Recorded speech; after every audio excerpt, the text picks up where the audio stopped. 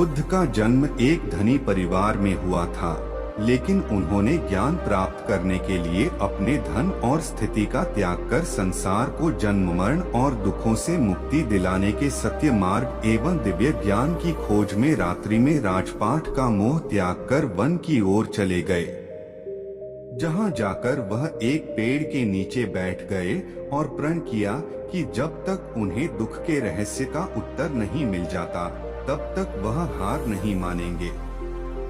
वर्षों के कठोर ध्यान और अध्ययन के बाद आखिरकार उन्होंने ज्ञान प्राप्त कर ही लिया और वे सिद्धार्थ गौतम से भगवान बुद्ध बन गए।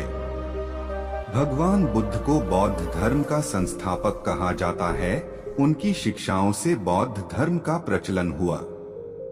बुद्ध सत्य, सदर्श व धर्म पर दृढ़ रहने की बात करते थे।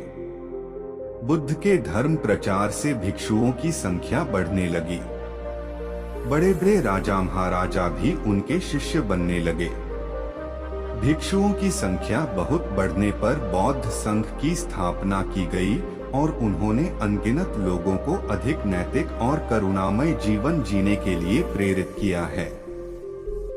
बुद्ध के जीवन पर आधारित ऐसी कई कहानियां हैं जिससे जनमानस भी आत्मज्ञान पा सकता है।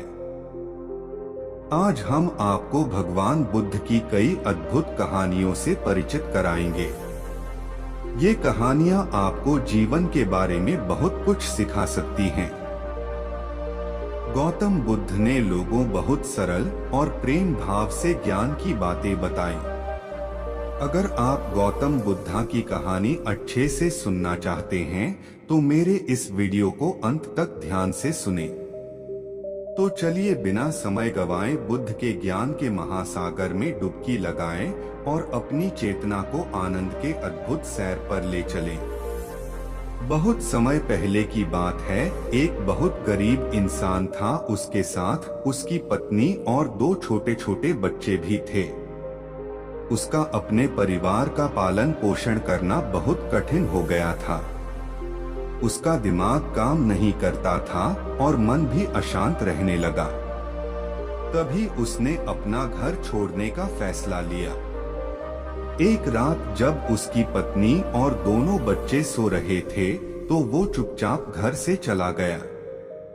रात में बिना किसी मंजिल के वो आदमी चलता रहा। तभी अचानक उसने देखा कि एक नदी किनारे भगवान बुद्ध अपने शिष्यों के साथ बैठे हैं। उसी वक्त उसने निर्णय लिया कि वह अब सन्यासी हो जाएगा और भगवान बुद्ध का शिष्य बनकर यहीं रहेगा।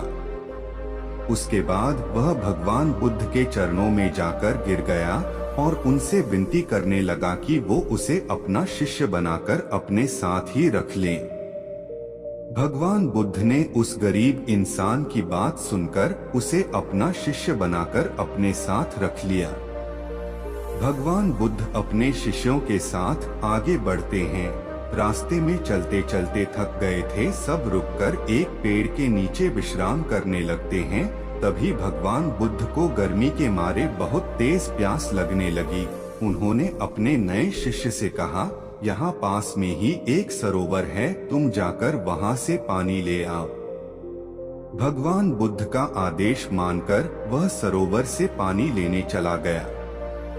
जब वह सरोवर के पास पहुंचा तो उसने देखा कि कुछ जंगली जानवर सरोवर में उधम मचा रहे हैं। जैसे ही वह सरोवर के और पास गया, सारे जानवर वहां से भाग जाते हैं, लेकिन सरोवर में कीचड़ सड़े गले पत्ते ऊपर तैर रहे थे, जिसके कारण उसका मन नहीं मान रहा था। उसने सोचा, इतना गंदा पानी भगवान बुद्ध पिएंगे कैसे? फिर वह बिना पानी लिए वापस लौटता है और आकर बुद्ध से बोलता है, भगवान उस सरोवर में तो बहुत ज्यादा गंदा पानी है, वो पीने लायक नहीं है। अपने शिष्य की बात सुनकर भगवान बुद्ध थोड़ी देर चुप होकर बोले, जाओ उसी सरोवर से जाकर पानी लेकर आओ। भगवान बुद्ध का आदेश मानकर वह वापस से सरोवर की तरफ चला गया, लेकिन वह मन में यही सोच रहा था कि भगवान बुद्ध इतने गंदे पानी को कैसे पिएंगे। जैसे ही वह सरोवर के पास गया, वह ये देखकर चौंक गया कि सरोवर का पानी एकदम निर्मल और स्वच्छ हो गया है और अपने स्वभाव में बह रहा है। उसने पानी लिया और भगवान बुद्ध के पास आते ही उनसे प्रश्न करता है, भगवान, थोड़ी ही देर में सरोवर का मैला पानी इतना साफ कैसे हो गया? फिर बुद्ध ने उसे समझाते हुए कहा, जब जानवर पानी में उधम मचाए हुए थे तब सरोवर का कीचड़ उभर आया था, लेकिन कुछ देर शांत रहने पर कीचड़ फिर से नीचे बैठ गया और पानी पहले जैसे फिर से निर्मल और स्वच्छ हो गया। ठीक इसी तरह से हमारे मन की स्थिति भी ऐसी ही होती है। जीवन की कठिनाइयों और भाग दौड़ हमारी मन में उथल पुथल पैदा कर देती हैं, जिसके कारण हम बिना सोचे समझे गलत निर्णय ले लेते हैं। लेकिन कोई भी निर्णय लेने से पहले अगर हम अपने चित्त को शांत रखें और धैर्य पूर्वक बैठकर सोचें तो हमारे मन की वो उथल पुथल भी पानी की कीचड़ की तरह नीचे बैठ जाती है और तब हम जो भी निर्णय लेते हैं वो हमेशा सही होता है। इसलिए बुरे समय में इंसान को अपना धीरज नहीं खोना चाहिए। भगवान बुद्ध की यह बातें सुनकर उसका दिमाग खुल जाता है और जब वह शांति से बैठकर सोचता है तो उसे अपनी ही गलती नजर आती है। फिर उसे समझ में आता है कि उसने अपना घर छोड़ने का गलत निर्णय लिया था। फिर वो भगवान बुद्ध के चरण स्पर्श करके उनसे आज्ञा लेकर अपने घर और वापस चला जाता है।